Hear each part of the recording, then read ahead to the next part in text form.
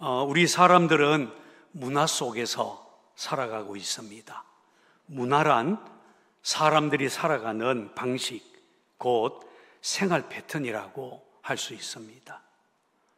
문화는 나라마다, 종교마다 다르고 시대에 따라 다르고 심지어 나이에 따라 다르기도 합니다.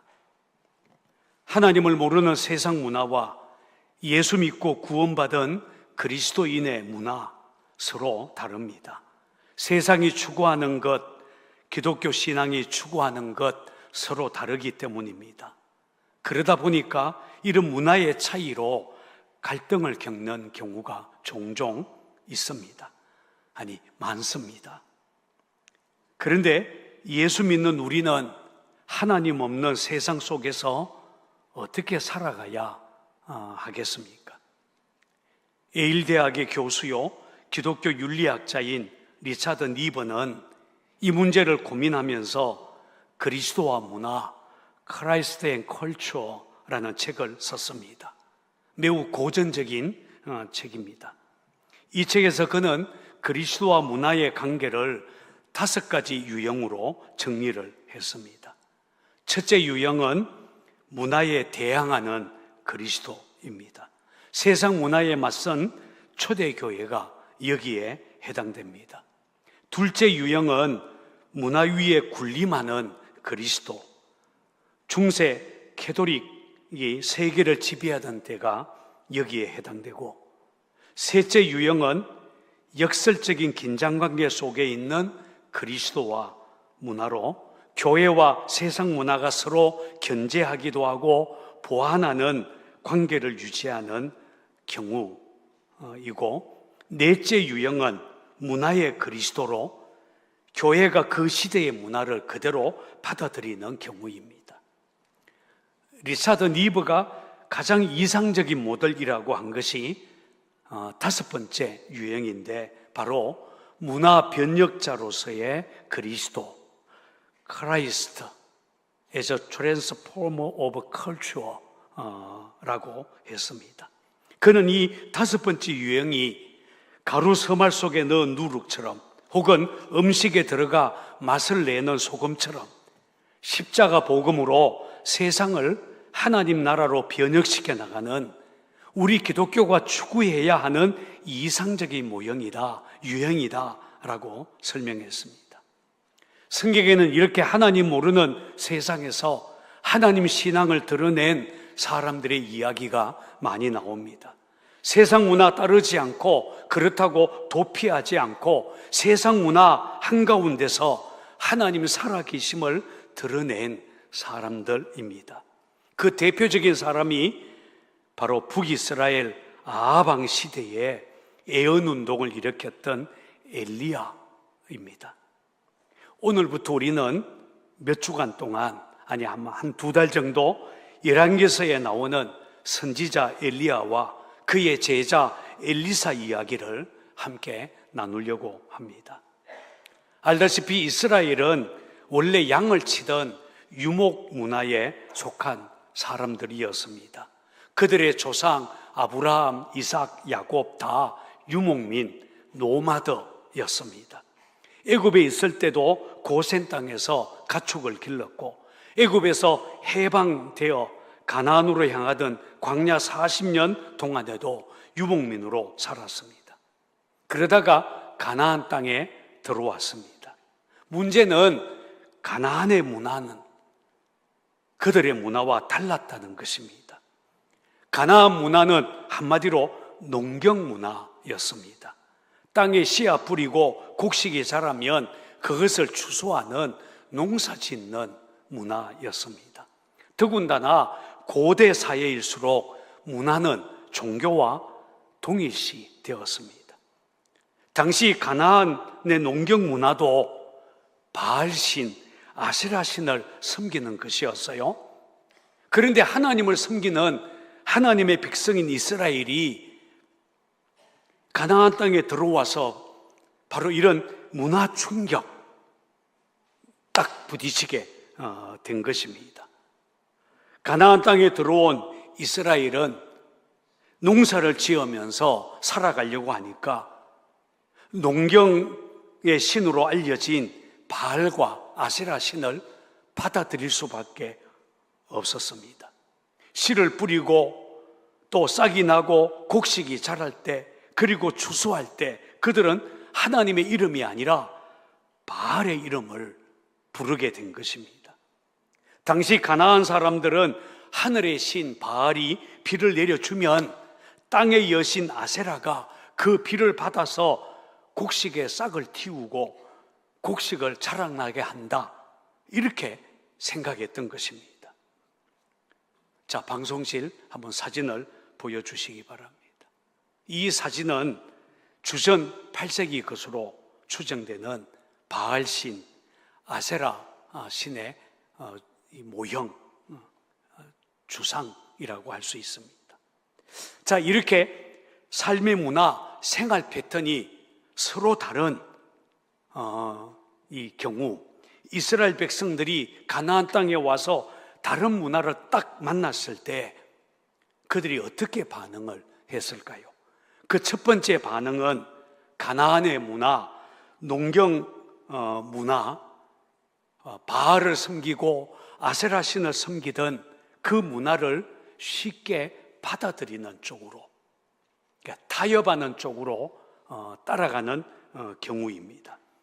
물론 대놓고 하나님 섬기는 이스라엘 백성들이 바알신을 섬기지는 않았을 것입니다.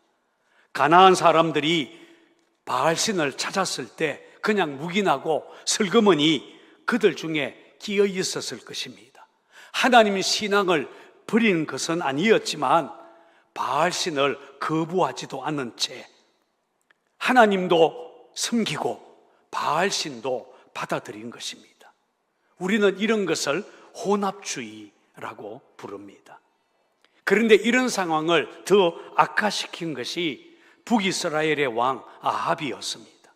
아합은 바알을 숭배하는 시돈 왕 엣바알의 딸 이세벨과 결혼했습니다.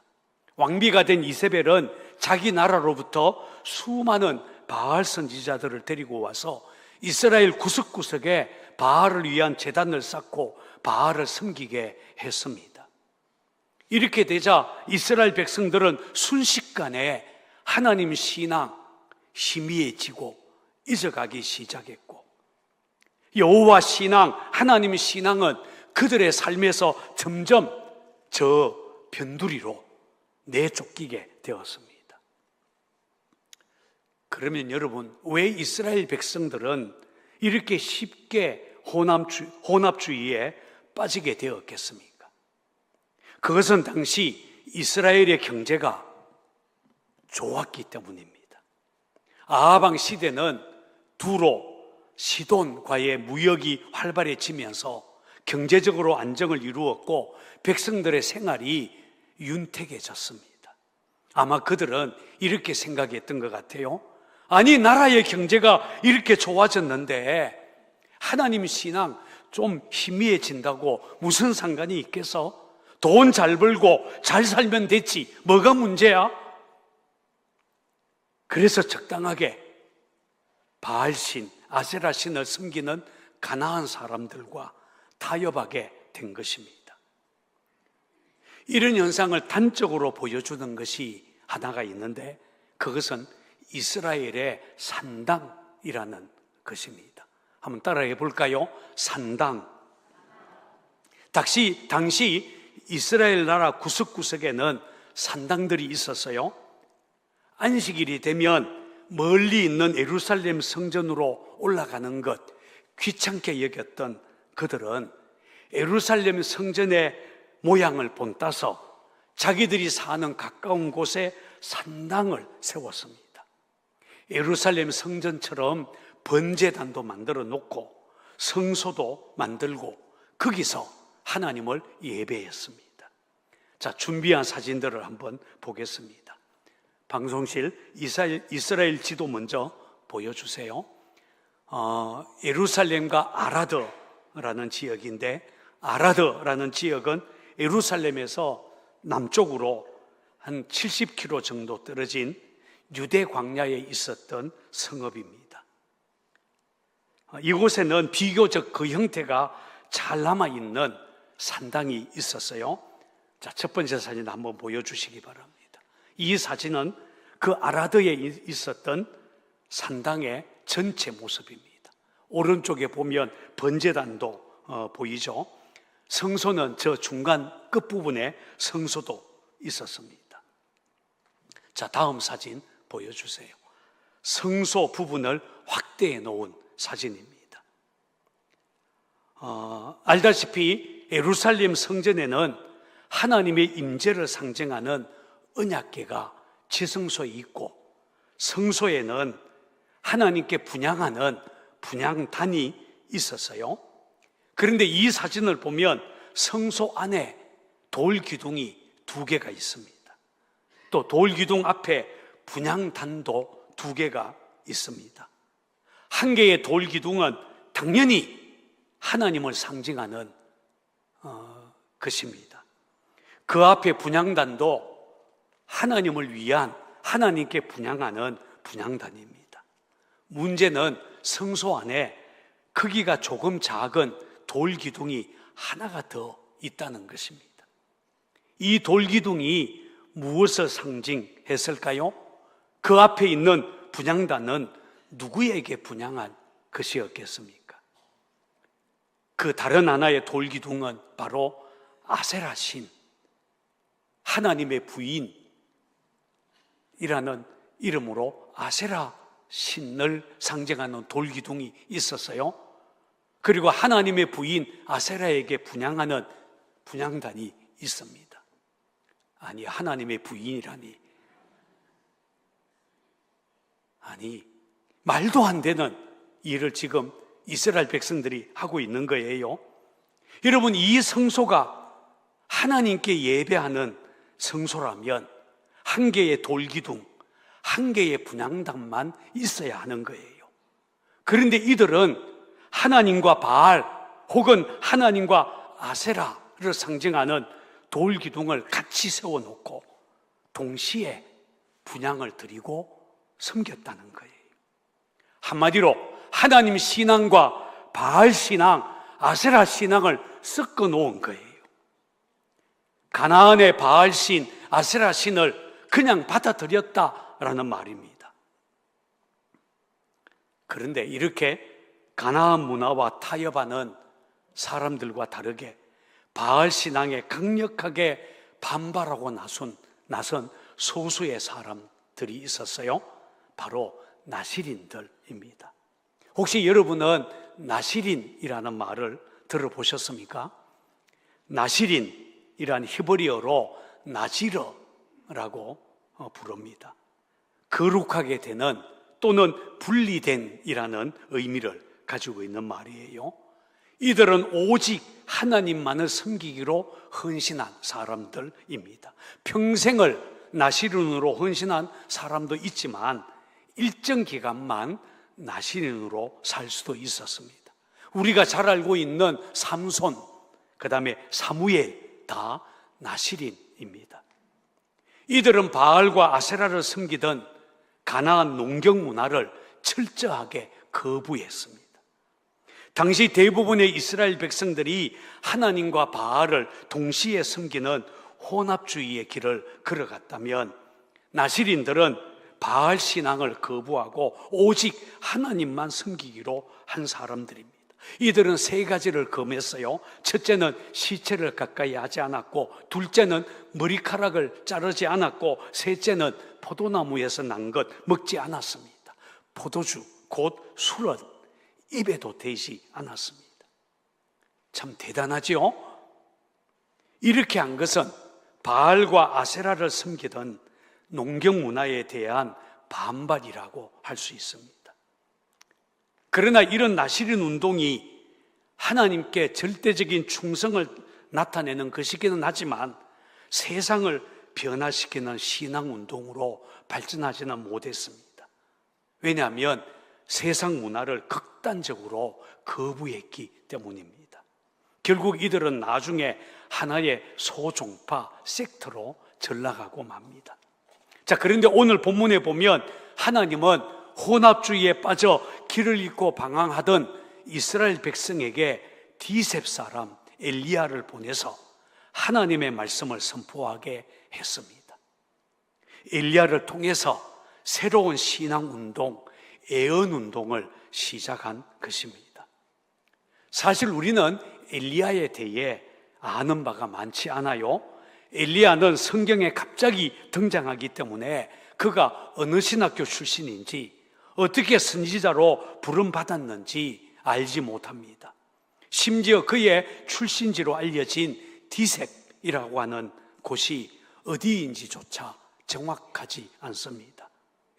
그러나 엘리야의 삶에 두드러지게 눈에 띄는 한 가지 사실이 있는데, 그것은 그가 하나님께 받은 말씀을 정언하는 일에 기꺼이 자기 목숨을 걸었다는 것입니다. 자, 본문 1절 말씀 찾아서 읽어보겠습니다. 시작. 길르앗에 우거하는 자 중에 디셉 사람 엘리야가 아합에게 말하되 내가 섬기는 이스라엘의 하나님 여호와께서 살아계심을 두고 맹세하노니 내 말이 없으면 수년 동안 비도 이슬도 있지 아니하리라 하니라. 여기 보면 엘리야는 아합과 이스라엘 백성들이 깜짝 놀랄 말을 선포했습니다. 내 말이 없으면 수년 동안 비도 이슬도 있지 아니하리라. 여러분, 당시 사람들은 비를 내리고 이슬 내리는 것 다 누가 한다고 생각했다고요? 바알이 한다고 생각하고 있었어요. 그런데 지금 엘리야는 바알이 아니다, 비를 내리고 이슬을 주시는 분 하나님이시다, 이렇게 선포한 겁니다. 무슨 말입니까? 바알은 참 신이 아니라는 것입니다. 사람들이 만들어 놓은 신이고, 살아계신 참된 신은 우리 하나님밖에 없다. 그래서 곡식에 싹을 트게 하고 곡식을 자라게 하고 그리고 추수하게 하는 분, 그분은 창조주이신 우리 하나님이시다, 그렇게 선포한 것입니다. 여러분, 우리에게 복을 주시고 우리에게 생명 주시고 우리의 인생을 이끌어 주시는 분은 하나님이십니다. 그것을 선포했다는 말입니다. 여러분, 엘리야가 바알을 섬기는 아합 앞에서 왕비 이세벨이 기세등등했던 바로 그때에 바알이 아니다, 여호와 하나님이시다, 내 말이 없으면 비도 이슬도 있지 아니하리라, 이렇게 선포한 것, 그야말로 아합 왕과 이세벨, 심지어 이스라엘 전체와 맞서는 생사가 걸린 싸움에 자기 자신을 던져 넣는 것과 같았습니다. 그럼에도 엘리야는 조금도 두려워하지 않았습니다. 담대하게 하나님 말씀 선포했습니다. 왜냐하면 엘리야는 분명히 믿었기 때문입니다. 우리 하나님은 창조주이시다. 내가 선포하는 말, 내 기도, 내가 하는 일 다 하나님으로부터 왔다. 하나님께서 내 입에 주신 말씀 반드시 그대로 이루어진다. 엘리야는 확신했던 것입니다. 여러분, 예언자가 누구입니까? 예언자는 히브리어로 나비라고 합니다. 아카드, 나부, 부르다 또는 선포하다를 의미하는 말에서 비롯되었다라고 학자들은 설명합니다. 성경에서 말하는 예언은 미래를 점치는 능력이 아니라 하나님께 받은 메시지를 전하는 사람, 전하는 것, 그게 바로 예언입니다. 그래서 예언자들은 늘 여호와의 말씀이 내게 임하여, 여호와께서 이와 같이 말씀하시기를, 또는 이것은 여호와의 말씀이다 라는 형식으로 하나님의 말씀을 선포했습니다. 여러분, 나시린 운동이 세속 문화를 거절하고 도피하는 것이라면 애언 운동은 달랐어요. 하나님의 말씀을 듣고 그리고 그 말씀을 세속 문화, 세상 한가운데서 선포하는 것입니다. 다시 말한다면 하나님의 말씀을 받은 애언자들은 그 말씀을 하나님과 바알을 동시에 섬기며 혼합주의에 빠진 이스라엘 백성들에게 하나님 신앙을 삶의 변두리로 몰아내고 그저 잘 먹고 잘 살면 됐지 이렇게 말하는 그들에게 아니다. 하나님이 창조주이시다. 하나님 살아계신다. 우리 인생에 복 주시는 분은 우리 하나님이시다. 그렇게 선포하면서 바알 문화를, 여러분 혼합주의 문화를 하나님 신앙으로 다시 바꾸어 나가는 일을 하는 것, 여러분 이게 바로 애언자리에 했던 일, 애언운동이라고 할 수 있습니다. 아마 여러분들은 지금은 엘리야 때처럼 주 말씀이 선포되고 라고 하는 찬양곡을 알고 있을 것입니다. 이 복음성가, 이 찬양곡은 1994년 100만 명의 목숨을 앗아간 비극적인 내전이 끝난 직후 북아일랜드에서 정전이 선언되었던 시기에 로비 마커라는 유명한 아일랜드 작곡가가 지은 복음성가 찬양곡입니다. 그는 기도하는 중에 하나님이 주시는 음성을 들었어요. 그것은 지금 우리가 살고 있는 이 시기야말로 마치 바알 선지자와 대면했던 엘리야처럼 모든 그리스도인들이 온전하고 성실한 마음으로 하나님 편에 서야 할 특별한 시기이다 라는 것이었습니다. 여러분, 저는 이 말에 동의합니다. 지금이 바로 그때입니다. 하나님 편에 서서 무너져가는 세상을 향해 진리의 말씀을 선포하는 사람들이 일어나야 할 때, 지금이 바로 엘리야 시대와 같이 예언운동이 일어나야 할 때라는 것입니다. 보십시오. 우리가 사는 시대는 이미 혼합주의, 타협의 철학, 다원주의, 보편주의 이런 것들이 대세를 이루는 그런 시대가 되었습니다. 인본주의, 사람 중심의 세상. 그래서 다른 사람들과 타협과 협상을 잘하는 것이 우리 시대의 최고의 미덕으로 여겨지는 그런 시대를 우리가 살아가고 있다는 것입니다. 물론 정치가들 타협과 협상 잘해야 됩니다. 타협 잘하는 것이 정치력입니다. 인간관계에 있어서 타협 잘해야 괜찮은 사람이다 이런 말 듣습니다. 능력 있는 사업가는 협상을 잘 이끌어내는 사람입니다. 그래서 사회의 모든 분야는 타협, 협상이라는 방식을 채택하고 있습니다. 문제는 신앙생활도 그렇게 타협하려는 경향으로 흐르고 있다는 것입니다.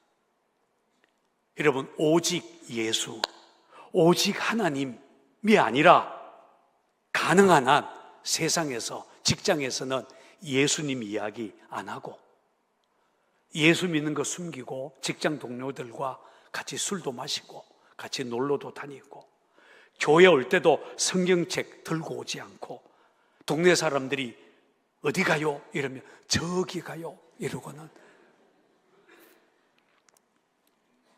욕을 먹지 않고 예수 잘 믿는 방법이 없을까? 그런 것을 찾고 있는 시대. 세상에서도 잘 살고 교회도 잘 다니고 하나님도 잘 믿고 세상에서도 돈 잘 벌고 잘 나가고 그런 타협, 세상 사람들과 똑같이 살아가려고 하는 것이 오늘 우리가 받는 유혹이라는 것입니다.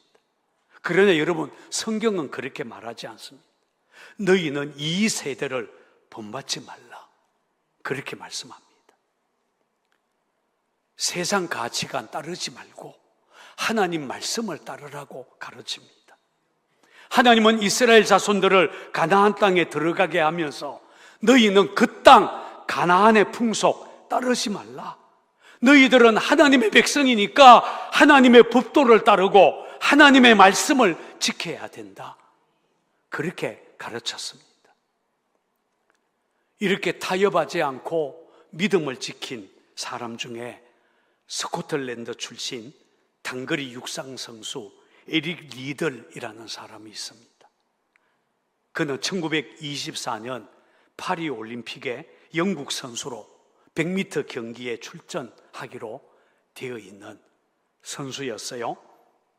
당시 스포츠 담당 기자들은 이 에릭 리들을 강력한 우승 후보로 꼽았습니다.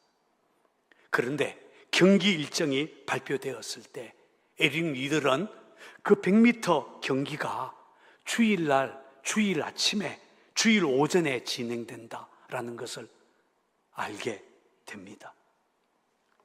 에릭 리들은 아주 신실한 그리스도인이었어요. 주일날 그것도 오전에 100m 경기를 하다니 이거 하나님을 욕되게 하는 것이 아닐까 이렇게 고민하다가 그는 그 경기에 출전하지 않기로 마음을 먹습니다.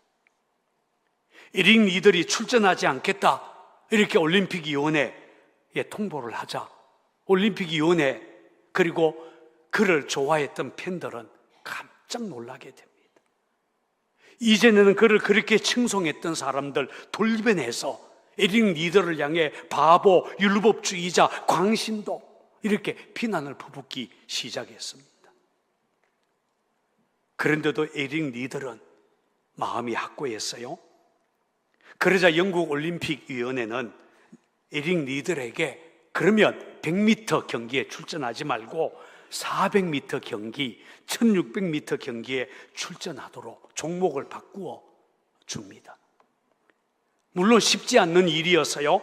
그런데 에릭 리들은 400m 경기를 위해 훈련을 하다가 아니 400m 경기가 오히려 나에게 맞는 내 주 종목이다. 그것을 발견하게 됩니다. 결국 그는 400m 경기에 출전했고 세계 기록을 경신하게 됩니다.